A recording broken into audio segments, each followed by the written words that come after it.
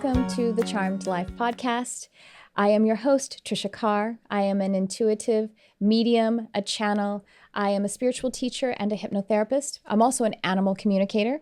And this podcast is all about magic, metaphysics, spirituality, the unconditional love of the universe, and all kinds of spiritual and personal development topics. And I got to say, sometimes we go really, really in, meaning into that inner world, and talk about how to do your own healing and your own personal and spiritual development. And sometimes we go way out there and we talk about the cosmic experiences and all of this happening in the galaxy and benevolent ETs and interdimensionals and archangelic energies and so on and so forth. I like to talk about all of it. Sometimes you'll hear me just teaching on my own, and sometimes you will hear me having a conversation with a guest expert. And this episode is my conversation with intuitive author and healer Cyndi Dale. Cyndi has a background in shamanism. She tells these stories on the podcast about her explorations all across the world to find that shamanistic trail, and talks about all forms of healing. And for me, I just really felt so connected with my energy as a healer while we talked. So I hope you experienced that as well. And so I hope you enjoyed this episode with Cyndi Dale.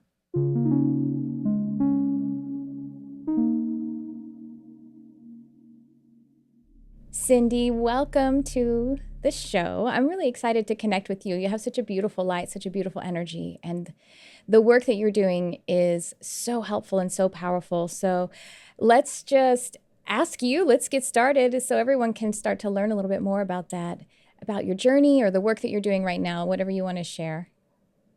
Well, my journey has been an interesting one, and I think a lot of people relate to it. I was one of those weird kids when I was little. Yeah. I could see colors. You relate, I'm sure, right? You just know things you're not supposed to know. Mm-hmm. I would have a sense of spirits. I would actually hear spirits talking and walking around the house at night sometimes. And once in a while, my hands would feel hot if I knew that somebody was sick. And I negotiated a lot of my childhood this way, because if there was this sort of weird red energy coming off my mother, I knew I was going to get in trouble. I know. You always look out after yourself, don't you? Yeah, sure. Or if my dad had this sort of grumpy brown color, I knew that he was grumpy because work didn't go so well. And I thought that was normal until I found out that it wasn't. So I think it's supposed to be normal, though. Right. I have heard that story a lot from other people who as kids, and it's like you don't know until and it's interesting to me how as kids we were kind of going along and somehow we didn't mention it in a way because it was so natural, so we didn't mention it in a way that other people noticed it. I think some kids do, and then some kids shut down their gifts because their parents react to it. But I didn't know that people weren't connecting with animals the way that I did, and I just thought that they didn't like them.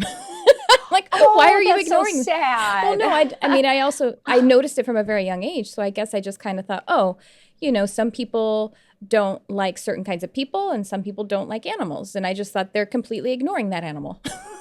Right. Well, and I think my parents, they used to just say to me, stop telling stories. Oh, right. So I love stories anyway, and reading and making things up. So I don't think it was always obvious to them what was the blurred edge between what I was making up and what was really real to me either. Yeah, because what is the difference? Sometimes, in the imaginal space, you can't really imagine a non-reality, but creating something from, as a narrative, that's different. I had imaginary friends. That's what they called mine. So, and they didn't deny them. So it kind of it didn't shut me down right away either, I think. Isn't that great? I didn't really shut down until I was 12 or 13. And I actually decided I didn't want to be here anymore. Oh, gosh. So I just did. I told my parents I was going to die. Aww. And they looked at me like, here's another story, I'm sure. I got really sick. I was sick for 2 or 3 days, lost lots of weight. They couldn't figure it out. And I remember leaving my body and looking down and thinking, oh, that poor girl down there, but I'm out of here. I'm not doing this anymore. And I didn't get the white light. I didn't get that. all embracing Jesus, Mary, Buddha, whatever it is. I just got a voice that said, you have to go back. And, which appalled me. I was very angry. I didn't want to go back. I was like, no, I'm not. I'm Norwegian. I'm not going back. I get to do what I want. I'm Norwegian. Yeah, we do have these epigenetics that dictate part of our personality. And I'm like, not doing it. And 3 times the voice talked, and it finally said, you haven't done anything. You got to go back. And then, kind of the mighty hand of God shoved me back in that body. And I was so mad. I shut my gifts down. I was like, I'm not listening to you again. I'm not hearing anything again. I'm just not doing this. So honestly, the gifts didn't come on again until I was in therapy as a client, 19, 20. And then as I'm working with my many, many, many different issues, compulsivity, and I don't know, the list was really long, whatever it took to get it through insurance, I think too. My gifts started opening. So I heard things again, and I saw things again, and I felt things. And I had a therapist who said, you're psychic. You're not just codependent and compulsive and anorexic and all these things. You're not just all those things. You're also psychic. But I needed that word because it sort of made it okay. And so I was able to travel, and I learned a lot from shamans and intuitive and healers around the world. And so I've really put all that together to do client work and write books and teach. I really, and I'm sure you find this too, you're about, who are we? What's our light? How are we going to shine it? And ultimately, that's what I'm helping people to do. And if there's a little smudge out here, let's deal with the smudge. Let's learn from the smudge, but let's not keep the smudge. Yeah. Because we really are here to be something grand and magnificent. Oh, amen. Thank you. Those are the funniest near-death experience. That's such a cute. I don't think I've heard a cute one before. That's not very glamorous. I think it's awesome. I got denied big time. You got bounced. I got rejected. You haven't done anything yet. That's amazing. I haven't done anything. I'm like, hello, I existed. I endured. And you're welcome. Right? I'm Norwegian. I'm Norwegian. I'm leaving. Get me my boat.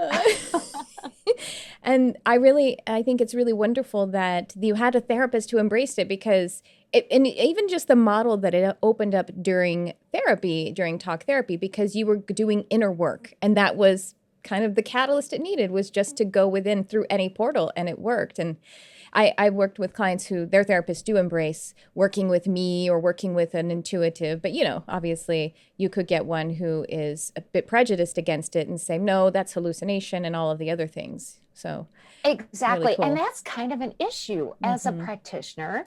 There's that fine line between, is this an hallucination or a vision? Am I just making things up in my head? Or am I really receiving some mediumship type of, a guidance? And, I think that's confusing for a lot of people, but I think sometimes because we really don't want to believe we do have intuitive gifts or healing gifts, because then we stand out a little more, and then maybe we have to do more with them. So, I think in other cultures, non-American cultures anyway, it's typically sort of cool. Like, oh, you heard your first voice. Yeah. I mean, I've sat around with shaman who have said things, well, I'm from the blue planet, or I remember in this past life I was like this, or I'm able to channel da da da da da da da. And it's just an everyday, they could say it at the market and nobody's going to blink. Right. But it's not quite that way in America right now. Not right now, but it is the heritage of the land, with the indigenous people, the Native Americans. It is how they lived, but in the U.S., I live in the U.S. Do you live in the U.S. or do you live in Canada? I am. Okay. I'm in Minnesota. Okay.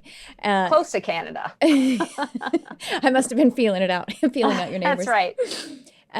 So yeah, but of course you're Norwegian. I'm not from here. My ancestry is from Europe as well. So, but I very much connect with the land in that way, even though it isn't my culture or ancestral lineage. And so you're speaking of shaman. What kind of shaman did you work with? What area, ethnicity, national, derivation? I spent a lot of time in Peru in the Amazonian bases, and different shamans. Some were plant shamans, flower shamans, some were ayahuasca, and they used sacred medicine. Some healed by the hands. So that was the place I was really drawn. In fact, the way that I got there was through this person and this person and this person. I knew there was somebody I was supposed to study with. Honestly, 4 connections later, I walked into a university and I talked to this dean of students. And I said, I think you're supposed to teach me. And he said, I mean, I'm all dressed up in my corporate clothes. And he's like, with a ponytail and Lakota hangings behind him and this and that. And he goes, well, I'm not going to teach you until you go to Peru and you do ayahuasca. Wow. And if you survive it and come back, I'll teach you. So there you are. Amazing. And Costa Rica, Belize, Morocco, Venezuela, Japan, Hawaii, the Lakota tradition here around Minnesota and the Dakotas. I was hungry. Yeah. So probably for 20 years, I just fed myself. Russia, I just fed myself because I think that's the cry of the soul that says, I need to learn, I need to connect, I need to know. And they were challenging years and really, really delightful years. Now that I do client work in my home in Minnesota, in my basement, sometimes I'm like, can't I go back to Venezuela?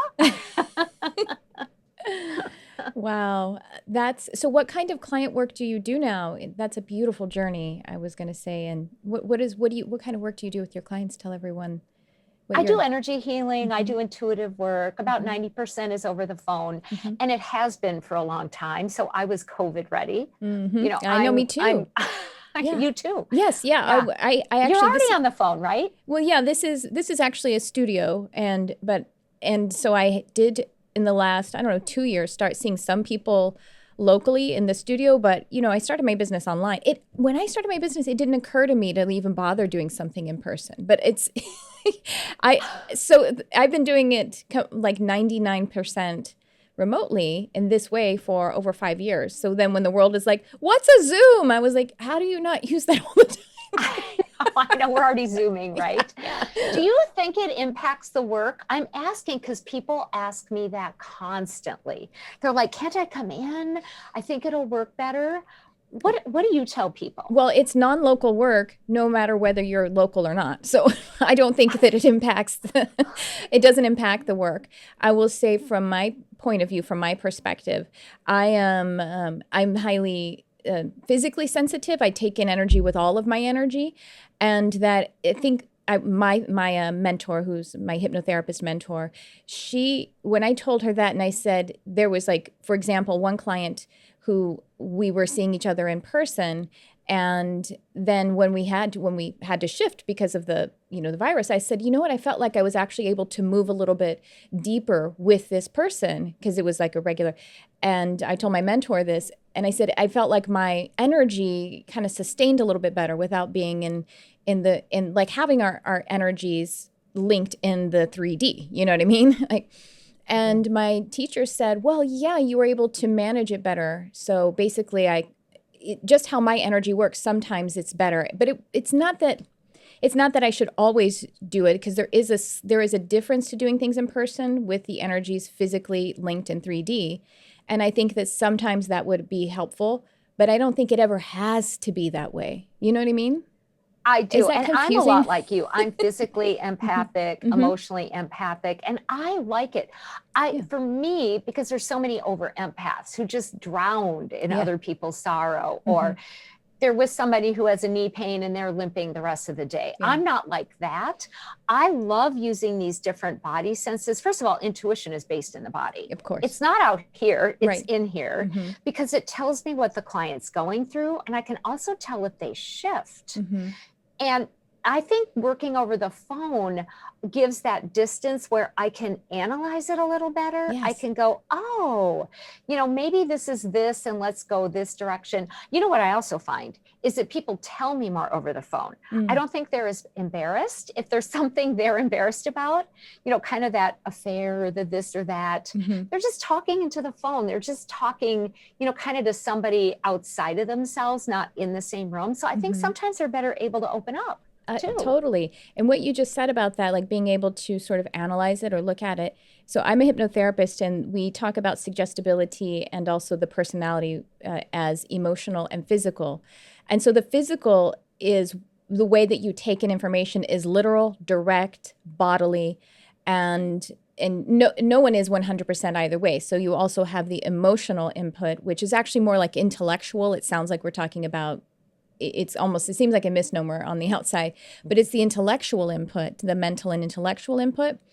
And that's literally what my hypnotherapist said. She's like, well, you've actually put yourself in an emotional world because you're so highly physical, and it's like a better balance for you. And literally it helps me to be a bit more emotional or intellectual about it. And that's a good balance rather than the immediate response, which is also, it can be helpful because I'm filtering, you know what I mean?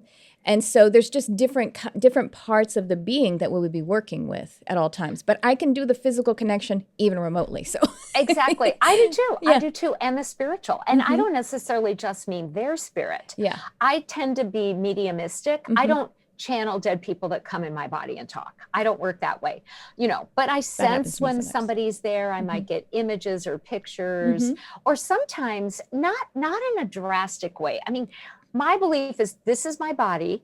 If they want a body, they can go get their own. Right? Like it. Yeah. I mean, I worked on this one. I exercise. I've been in this one for a while. I'm not leaving it yet. Yeah, all right. But I still can sense the presences or spirits' emotions, or, a higher order being will sometimes come in and more direct me, or maybe channel energy through me. And, so for me, when I'm working, I get to be all of myself. When I'm like at the mall, I don't want to talk to spirits. I don't want to, I don't want to feel somebody's physical pain. I'm just kind of in every day. I'm just packaged, a little bit tighter. And I'm sure you have to adjust the same way. Yeah, it's an off-duty sign. But even before I opened my metaphysical gifts up, that sign was on, and I did it was on to some degree.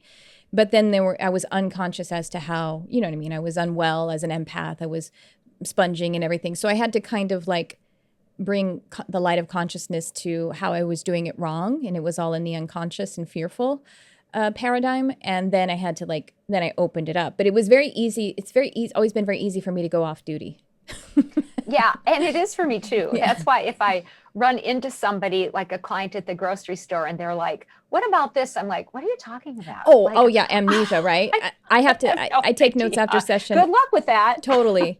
If I'm working with someone regularly, I take some notes down after the session and still in this state, you know what I mean? But if someone had a reading, like a single with me, and then 3 months later, they want me to read their animal. I'm like, hi, nice to meet you. I mean, what? Now you're seeming familiar. Oh, are you married? We compartmentalize. I had a bit of a challenge with COVID when it really kind of struck. I actually had COVID right in the beginning. Oh, my goodness. I'm so glad. I didn't know what it was. Yeah. So I wasn't terribly scared of it. I woke up. My youngest son is a baseball college pitcher. So we, of course, in February flew everywhere that was COVID without knowing it. Yeah. So, our last trip that we got to take was in Colorado, and I came in late at night and he said, Mom, I'm really sick. Will you bring me some ginger ale? I brought him ginger ale. So of course the next week we're sick. And but we didn't know all the symptoms of COVID. Sure. So I woke up one day and I was like, this is not the flu. This is bizarre. Because I didn't really know what it was, I just said, I'm getting rid of this. So the next night, I just put 4 blankets on and I said, this has to sweat out because I have to keep going. He was sick for several more days, but I think it worked for us that we didn't know what it was. Yeah. I believe in testing and I have antibodies. I did that test. Cool. But I did find myself extra vulnerable once all the news hit and we're like, this is this and this is that. I would go to the grocery store and started trembling. And I'm like, Cyndi, you can do better than this. Whoa. You do not need to be the fear sponge. You can emanate goodness and you can use the fear to say, okay, I'm sort of going to avoid that aisle. Or that person, maybe I'm not going to shop next to. So I had to do an extra examination of my fear, others' fear, how to do fear, how not to do fear. It was a good lesson for me. It's been a good lesson for me. Wow. And so you both have the antibodies. I'm so glad you got to do the test. And so now you know But does it make you, do you feel a bit more relieved? Because we don't know for sure, but we think that if we have the antibodies, we're not susceptible. We had a fairly low titer, like a fairly low count. Mm-hmm. And I teach some classes in China. So the studies in China say if you have just the 40 or 50% count, you have had it. In America, they don't test that as positive. So we don't know anything over here.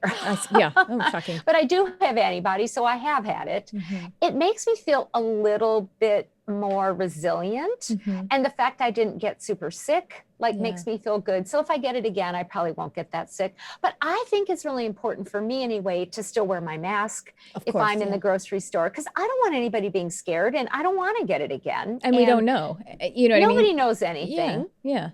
We just have to go on. I felt good getting the antibodies because my intuition said you've had it. And I proved my intuition is right. Mm-hmm. So that's what I felt most good about right there. Wow. Well, I am, I feel like saying congratulations because it is really helpful to, I don't know, you can feel a bit more relieved about it. But these are crazy times. And what is your take on, and of course, while we're recording this, we're also in Mercury retrograde and we have eclipse season. And so how do you, anything that you're feeling that we're collectively moving through or embracing, anything about these current times, this energy update? It's the energy update. We are cleaning out the nasty corners. Mm-hmm. We have some nasty corners. Right. I'm in Minneapolis. I'm ground zero to the first protests, in regard to George Floyd's death. I'm glad there's protests. I'm not glad there's violence. Let's bring it all up. We're not prepared for catastrophes.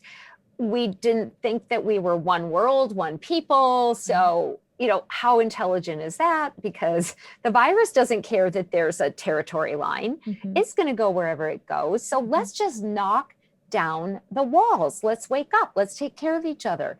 I think even the bit of shutdown that we've had, I even like comparing that to, okay, let's do a little cocooning, because in the cocoon, for that poor little larva caterpillar, I think 95% of the cells get destroyed. So the imaginal cells can activate so you can do butterfly.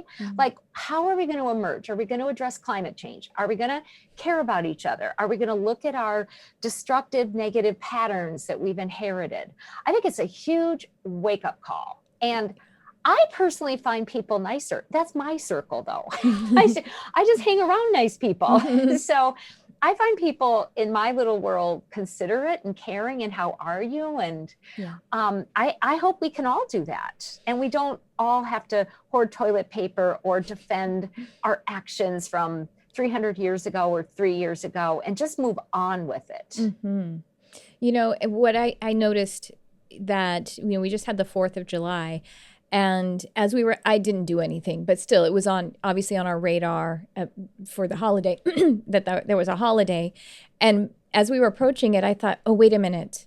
I need to look in and make sure that there isn't anything that is damaging to other people about the history of this holiday. For a second, and I was like, wait, I think it's just that we're no longer part of the British Empire. I think it's okay. But I actually kind of liked that it gave me pause. Everything that's showing up is I am going, how am I meant to be more responsible about this? How do I surrender if there is some amends or atonement for me to introspect, or what is it? And I think that's really good. I agree. This morning, actually, in my meditation, I just had a sacred geometric symbol come up, and I held that, and what this symbol was about, what I was intending about it, was just awakening for me, for everyone, a great awakening that leads to healing. But it's happening. It is. I think it is happening. I see it with clients, with my friends, with my kids. I think it's awesome. It is. And, even our pets. I mean, I know I'm kind of going another ring out, but you like animals. Yes. I mean, just the fact that people are taking in more animals and they're spending more time with their animals. I mean, on my block, I was talking to a gentleman who's retired, who I see all the time when I'm walking my dogs. He was like, I never knew most of these people had dogs. They're all walking them now. I mean, we do need to be more self-responsible Mm-hmm. and be this sort of community. I think the virus is real. It's scary. Yeah. There's really scary things in the world. Mm-hmm. We have to figure out how to cope with that and how we're going to approach it. Mm-hmm. But I love that idea of, let me look at this. Let me re-examine. Let me figure out what I'm carrying. Let me forgive myself, but then let me change myself too. Right. And forgiveness is the portal to releasing karma.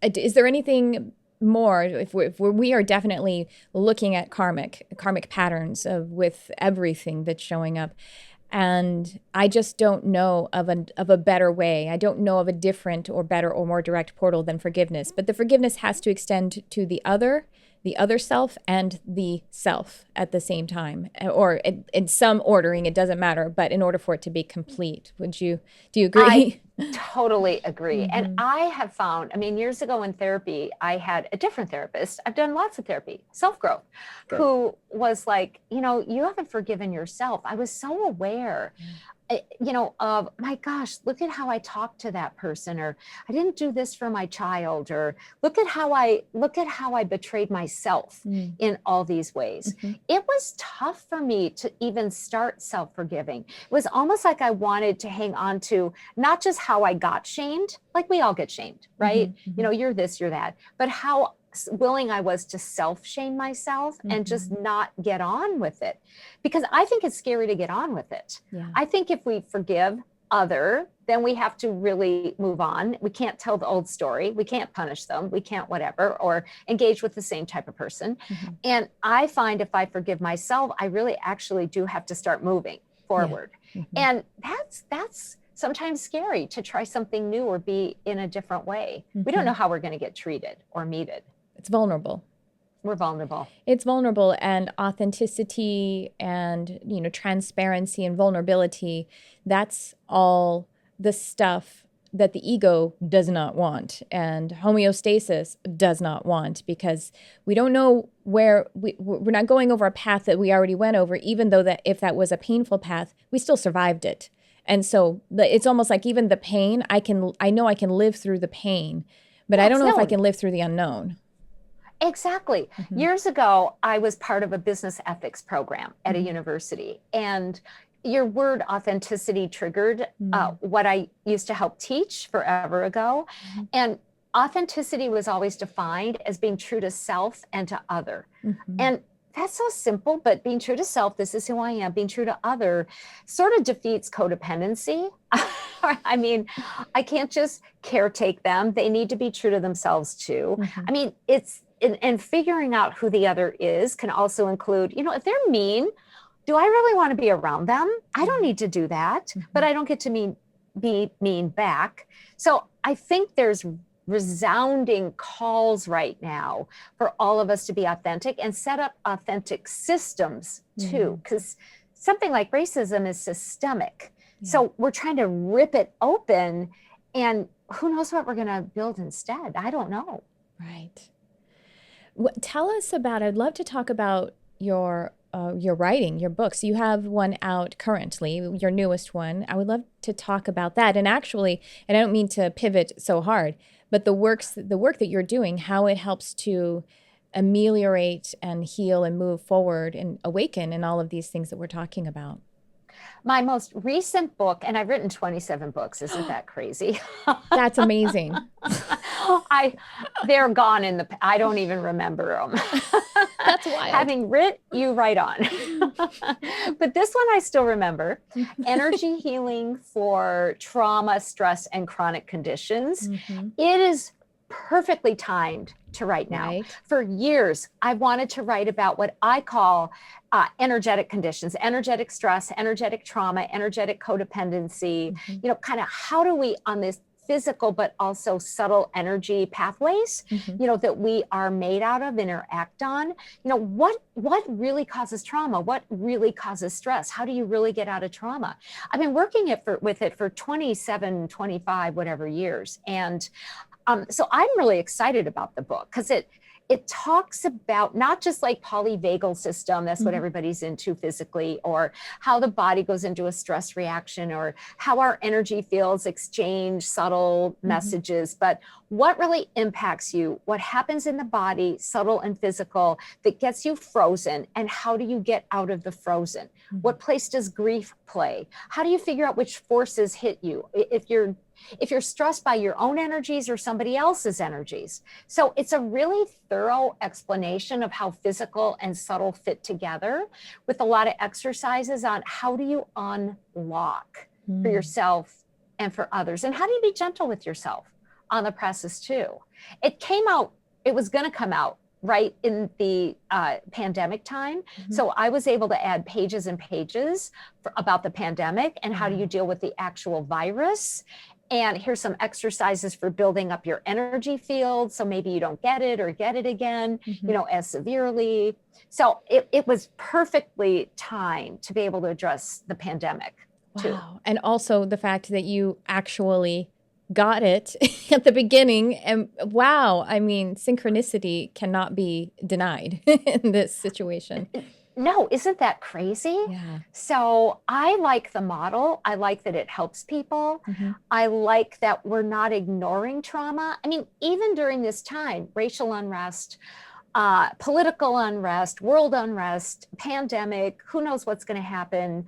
We're in a time of trauma. And how do we deal with it? We just don't want to feed the drama. We want to deal with it. But I was reading statistics like 30 to 40% more people have increased anxiety. I think it's probably 80% personally, but we're stressed. This is stressing us. So what do we do? How do we handle it? How do we deal with old trauma that might be coming up?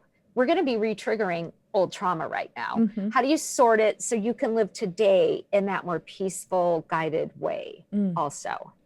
Speaking of old trauma that's coming up, I mean, don't be surprised if something I broke up with that guy 25 years ago. How am I, you know what I mean? Like something as random as that could be showing up. It's because it's deep in that subconscious, and it's has the roots that are sort of mingled with the things that are going on now. I actually just this week I was having a new layer of grief, which included shame and all of this other stuff about my kitty who passed 9 years ago. You know what I mean? Oh, I understand. Yeah. And I had to work with that. And I had to say, oh my gosh, there's still guilt there about how I was imperfect as his guardian during his life. You know what I mean? It's there. And I wanted to avoid it at first. I wanted to say, no, it's not there. And I don't want to do that again. But I know that's not the path. So I sat with it. You have to sit with it. And I'm sure you're having your clients do that. I know last week I was getting infancy dreams. Oh my goodness. Infancy, like they all had infants. So I know they're all my infant self with this issue, with that issue. I felt kind of good about that because I was like, you can't get much younger than infancy. So I'm doing right. So I'm going backward in time, which is healthy, which is good. So I'm doing pre-verbal, but it affected my day. You know, I can compartmentalize. I can do my client work. I can run my dogs. I can do my emails. And then I need to go back with the dreams or what I'm aware that's triggering and be in it and feel it. Well, that's what you have your clients do, don't you? Is feel it. You got to feel it. Right. Our feelings are there as messengers and the signposts for the work and the healing. They're obeying the will of the soul by coming up and getting our attention and resonating in us. So do you work with dreams a lot? I'm sure a lot of people's ears poked out. They're like, what? Dreams? How do I know? Do you intentionally work with your dreams, or how do you do that in the healing space? I do. I love working with dreams. I get dreams. So I pay attention to my dreams. Typically they're in color. And so I first encourage somebody, to start coaxing their dreams, plant one, ask for guidance when you go to sleep. I mean, put the old paper and pen there or this or that. But sometimes, that noise that wakes you in the middle of the night, or, whatever it is, it's because you're supposed to remember your dream. So yes. remember it, write it down. Yeah. And there's typically different ways to first figure out what type of dream it is. And I think you interpret a dream based on the type. Mm-hmm. So psychological dreams, in those dreams, I'm every part of the dream. Mm-hmm. So when I'm having my infancy dreams, I'm the mother that's neglecting the infant. I'm this infant. I'm the sister neglecting her infant. Like Mm-hmm. you just know that when you have all those different emotional turmoils, you're every part of the dream. The lost car in the parking lot, that's your psychological state. I just had one of those 2 nights ago. I know. Yeah, I get waitressing dreams. The car dreams. Yes. Wait, did you work as a waitress at some point? Oh yeah. Forever. Do they ever for like go away? 7 years. Yes. Well, I did it for like 20 years, but yeah, I had a server dream like about 5 days ago too. I'm like, when do they go away? They never go away, do they? Or the school locker dream where you can't find your school locker. When you do, you don't know the code. The combination. Those are psychological. Yeah. I also recently got one of the old ones where I can't dial the phone, trying to reach someone, can't dial the phone dream. Those are I've had that one. They're horrible dreams because you know it's a dream, but you're panicked. You have real feelings. Yeah. So then I approach those psychologically, like what's coming up, what's my fear, what's my issue, what do I have to work through, etc. Some dreams are visitation dreams. Like it's not a part of you visiting you in the dream. It's a being. It's a dead father. It's a guide. It's real. You're being instructed. And I don't know about you, but I know what those are because of the feeling of them. They're sort of like, there's no way I would be that being. Right. I'm not that being. Yeah. I'm not that big and cool. I'm not. It's a visitation. Yes. Sometimes it's almost like I was in class all night long, and it's almost like it's like the Charlie Brown teacher. It's like wah wah wah wah wah wah wah all night long. I don't remember it consciously, cognitively what was going on, but I know I was instructed in that. So that's one of those visitation dreams, or an instruction dream, an attunement kind of dream. Yeah, they're instructions. Some of them are visiting dreams, like we get visited. But I mean, we've all had this experience, like you're saying. You know, you were somewhere else, and then you're back here, and you go, "Where was I? I think it was fun." And but sometimes I've experienced my soul being somewhere else, experiencing and sending me back what's actually happening. And if I'm just receiving it, you know, it's a visiting dream. But if I'm able to interact, you know, or I'm being the soul, or I'm in the dream and I'm able to change what's happening or stop this or stop that, then it's a lucid dream, which is what we're sort of all looking for. Or astral travel, where we're active. Lucid and the astral. Yes. When I have an astral dream or projection, I guess it's lucid as well, but it's just because my entire identity and will is there. So I think, to me, it almost feels like lucidity is secondary, because it just is living, you know what I mean? It's just me being. And so of course there's lucidity in that I can control it, or I'm engaging in it. That's a good point. Yeah. Do you know one other type of dream that I haven't had, but I have for clients? I'll give you an example. I had a little girl come in with her mom. She was 8, 10, absolutely adorable, perky, adorable, black circles, and she and her mom were like, she gets nightmares all the time. And nightmares can be psychological, they can be real, they can be, there's a power there that we need to gain, an ally, you know, this revealing to us something we need to own, a way to be, etc. But I looked at her and I thought, and it was so clear to me. I was like, you're not having your dreams. You're having other people's dreams. You're helping other people by having their nightmares, and you're trying to conquer them. Oh. And she looked at me and she goes, that sounds like something I would do. Oh, that's so cute. So, you know, it's sort of like, is it ours? Is it Memorex? Are we even supposed to be in this? Did we take the wrong alley? Are we hijacked by another soul? I look at that sometimes, because when I was young, I would have these experiences where I'd be, say, somewhere, doesn't matter where, and all of a sudden I would feel like I was one of my sisters, and I'd have one of their memories open up inside of me.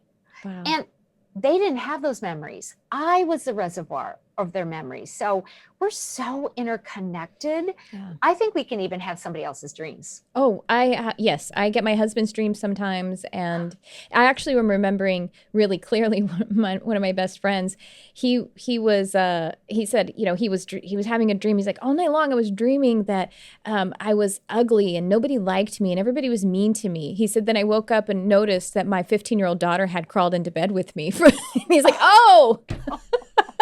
He's like, yeah, thank God I'm beautiful and everybody loves me. It's her problem.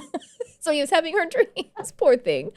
But yeah, that happens. I have my husband's dreams sometimes. I have my cat's dreams too, and like especially if they're sleeping inside my aura, that'll happen. And and then I do intentionally dream to pull through information for a client that's coming up. But that's a little different. That's not necessarily having their dreams. It's having dreams dedicated to their to what their healing is going to be. That's exactly. Kind of, You're shamanic and you're experiencing with them so you can better help them. Right. Also. Yeah. Yes. I think, the shaman, I've never worked in any kind of shamanic practitioner model in an actual technical sense, but yeah, I think the shaman model is something that is like how I operate. Yeah, I think some of our souls are just mystical or shamanic, and they just come in and they can access different intuitive gifts. They've had so many experiences. Maybe they don't need to go off to the jungle and, and shake and rattle and roll or, whatever. It's just in us. It's just who we are. I would love to do that though. Jungle shaking and rattling. I want to live that way. Do you have this? I live in this. Sometimes I feel so paradoxical in that it's like, I actually just want to go and disconnect and just be in the land. And that seems like the spiritual path for me. But then I have this tug, almost like you being pulled back from your checking out your near-death experience or your dying experience when you were a kid. And it's like, no, you need to do work here in the middle of Los Angeles somehow. Do you ever feel those kinds of paradoxes of the different paths and choices that you feel you could activate? I really do. I have this fantasy of going and living in the woods and just being a poet. Yeah. And I don't even care if anybody reads the poetry. Right. I know. I want to write the poetry. I want to lug the firewood. I want to be in the peace. I want to hear the birds. I want to go snowshoeing or hiking or have my dogs. And I still think I want Zoom, or right. something. I know. Is so there Wi-Fi though? People. Is there Wi-Fi? That's all. Yeah, I just want Wi-Fi. I'm good. If I have Wi-Fi, I'm good, right? Yeah. Wi-Fi and tea. I mean, there's and chocolate probably too. So, but I think that there's just this not meant to be kind of a feeling around some of that. I do know when I'm on vacation, I'm so much more intuitive for myself. Like everything talks to me. I can track with the birds and this and that, or I can sit in the park and just drink it in. And every morning I take my dogs. I get really, really early. I'm really early riser, 4:30. I take the dogs, go in the car, go to this park. There's typically one other man who's also dog walking, but he's pretty quiet. So it's really peaceful. And even there, I can only access so much connectivity. But when I'm unplugged totally from my life, it's sort of like the world opens up. I see colors that I normally don't see. Yeah. So how do we feed ourselves when we can't get on a plane? Right. Either. We got to take staycations. We have to, my team are always, my spirit team, they're always poking at me. You got to go on a hike and take half the day and go to a new one. They're always talking to me about that. And do I do it as much as they're talking to me? No, but it's almost like you can kind of capture it sometimes, I think. I think we can. And I think it's like what you're saying, like carve it out. Yeah. Stop the flow, stop the chatter, stop. Just who cares how many emails are racking up, right? It's like if we can do that, because as much as technology is terrific, it's also really overwhelming and overloading. And I think if I'm not careful, I can feel the voicemails coming in. I do that. Yes. I had an issue with sleeping with my phone right by the bedside, which a lot of us do. But a couple of times I would wake up in the morning and I had not dreamt, but it was actually, I read the email. And one was so evidential because I was waking up, and as I was waking up, I was kind of having a dream, but I was in the hypnopompic state. And and in the dream or in the little scenario, my husband was doing an impression of Aaron Paul from, who's the actor who played Jesse Pinkman in, what's it called? Yeah, I know who he is. Why can't I think of the name of the show? Breaking Bad. Because I can't. In Breaking Bad. So he was doing, and Right. so this was like this year. Breaking Bad's been over for a long time, and I have not been watching the reruns. I'm like, that's so weird. What a funny dream. Went and told my husband. Then I opened my phone, and someone had sent me an advertisement with a little GIF of Aaron Paul for some reason. I was like, all right, got to move the phone out. I don't need to be reviewing my emails. Well, I'm still sleep time. No, you don't. But isn't that how it happens? Things just sort of, they just fly around. So Yeah. not only we're intuitively plugged in, but that's subtle energy. Mhm. Emails are subtle energy. It just kind of vibrates all over the place and boom, it can land. Yeah, I don't want to know things when I'm sleeping. I keep my phone there because I have kids. Yeah. So, Right? but you could set your energy up. So it's my input. Yes, of course. I could be surrounded by everything. I still have absolute free will. And, but what I think it also reveals is, as you're saying, like there's so much input. So that was actually an advertisement. I didn't need that email at all, but that's still something that I kind of ran through my energy. And this is why the reconnecting or disconnecting and reconnecting is so important, this energetic hygiene. So, but you can, we aren't a victim to it, even though maybe sometimes it is easier to move it away so that I could remember how to reset my energy. And maybe sometimes if you have the kids, you need the phone there and you have to just do it yourself. But I do keep the ringer off. Yeah. So I have that. I am able to only kind of tune in or wake up if it is one of them. Anything or anybody else that like writes in or this or that, it doesn't wake me up anymore. So it's exactly what you're saying. We're not victims. Right. It's the self-responsibility theme. We can set our energy to be how and what it needs to be on alert if we need to get alerted, but that's about it. Right. And that's so empowering to, I mean, it's so fun really when we realize we are that powerful, we are that empowered and in spirit, and that the universal law of free will is absolutely free and it is your divine birthright. And we can kind of work with both sides of it. Like I say, sometimes we have to do something physically to help ourselves spiritually and vice versa. But that's kind of like what your book is about. It is. And half of my book is about physical. So a lot of times when people do energy work, they just do the subtle. But I think it's really important to understand what happens in the body too. Like what's triggering in the body, what's triggering in the subtle body, how do they go together? And, this is the energy healing for trauma, stress, and chronic conditions. But even, of course, it's like, what foods do we eat? Hello. Right. I mean, I meet some people who do what I call spiritual bypassing. Oh, for sure. Because they say, because they meditate, because they're this, because they're gurus or whatever, they can eat anything they want. Well, I think the body disagrees. Yeah. Right. Spiritual bypassing doesn't actually work. You know what I mean? The intention of the soul or of the spirit is to be physical. And those two, the mind, body, spirit complex, they are interdependent, interlinked, interwoven. You can't deny one and only emphasize the other because they are one. It is that Holy Trinity. It is the Holy Trinity, and it's why we're here. Yes. And isn't it beautiful? Because even pain gives you messages. Yes. Pain is saying something's not quite right. Something's out of sync. Something's not feeling good, whether it's emotional or physical. So it brings your attention to it as just a message. Not that I like pain. Right. I don't like it. but it does, and I think having a better sense of our subtle energetics and our willpower, and that we have assistance and helps, kind of help given to us can make a difference. I had jaw surgery, for instance, maybe 2 years ago or something. And the surgeon was, and it's been great to fix some TMJ, this and that, and the other thing. The surgeon was like, you're really going to want the Percocet. I'm like, I'm really not going to take the Percocet or the Vicodin or the this. And he goes, why? People take it. And my mom was an oxycodone, Percocet, blah, blah, blah, a narcotic addict. And I'm like, you know what?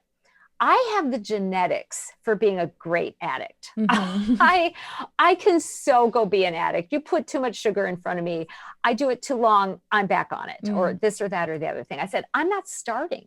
If you don't start something, you don't have to end it. And he said, here's your prescription, you're going to need it, so fill it. I filled it. Never took it because and it's not like I'm stronger than anyone else. I was like, I'm okay with the Motrin, but this I'm not going to do. I'm not going to do this to my body. So having a consciousness that the body counts was really useful to me too. Wow, that's really powerful. I tend to shy.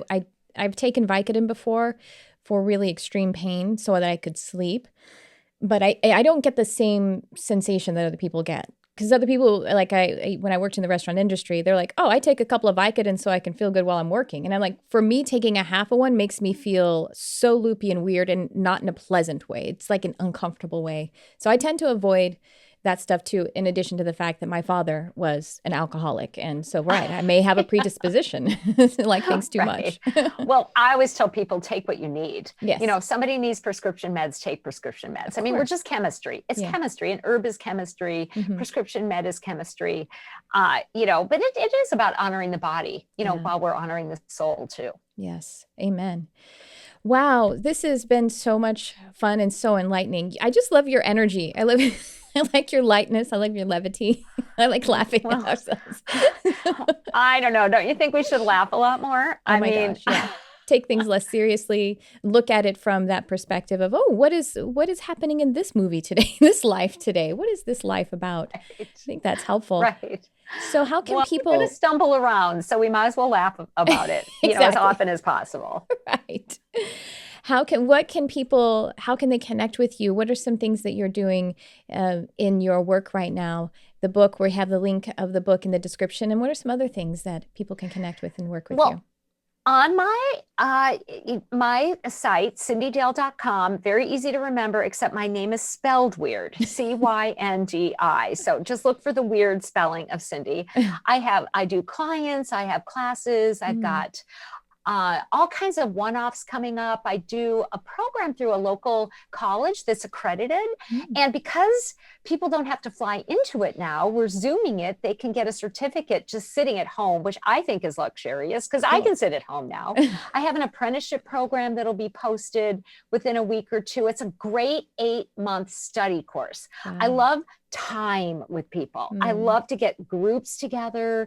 And even though we Zoomify, people get to know each other really well. Oh, very much. Oh, it's great. 2020 is posted. 2021 will be up really soon. So I'm always doing class or trying to provide something and give downloads. I just really like what I do. So I'm not one of those teachers who likes to keep it close to the chest. It's sort of like if I learn something new, let's all do it. Let's all try it. So, and it's fun. I like it that way. I like sharing. So that's the nature of it. I'm the same way too. And I do something, I have a subscription. People can drop in on it too. And we meet twice per month for basically a workshop. And it's like, this is just, I'm going to just, whatever is showing up for me, you know, Saint Germain is here right now. I don't know. Whatever it is. And I love that because it's not mine anyway. It's not mine alone. It's all of ours. So that's really cool. I love your style and I love everything that you're doing. That's wonderful. And you do one-on-one work as well? I do one-on-one work. So that's on my site too. Cool. Yeah. Wow. Well, thank you so much for coming on and just being so much fun and shining your light. I would love to have you on more frequently if you're interested in it, because I really do love your energy. You just pick a topic and we'll talk about it. Right. Or we'll pick 10 topics and talk about them all in 1 hour. Yes. Good idea. Yeah. Anytime. Have me come on, Tricia. This is lovely. Oh. And here, you know, we both just get to sit in our little studios, which makes it really easy, doesn't it? Yes, it does. The dogs even came and visited, but they were able to be quiet. So nobody knew. Oh, wonderful. And I love your studio, by the way. That's beautiful. I love all the colors and everything. Really lovely. Thank you. Thanks. Well, thanks so much for coming on. And everyone be sure to check out all of Cyndi's links. And this has been really such a joy.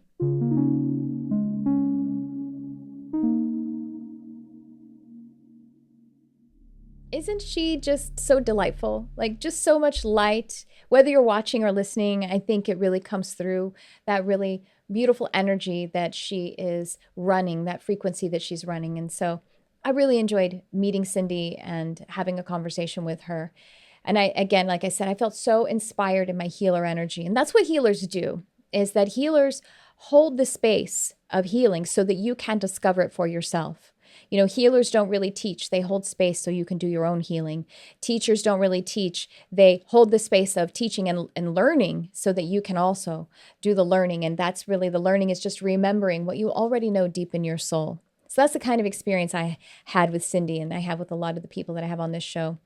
So be sure to check the description for all of Cyndi's links and see how you can connect with the work that she's doing.